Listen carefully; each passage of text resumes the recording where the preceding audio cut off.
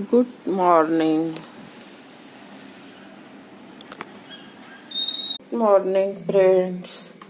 इथे पहा, today's breakfast idli, डोशाचं पीठ आहे. चटणीसाठी बघा, एक नारळ, हिरवी मिरची, अद्रक, लसूण आणि कोथिंबीर, कढीपत्ता. हे सगळं आपण चटणी बनवणार आहोत. आणि याचे डोसे. ब्रेकफास्ट डोसा चटणी. ते पहा, अर्धी वाटी नारळ घेतलाय, 2-4 कुड्या लसूण,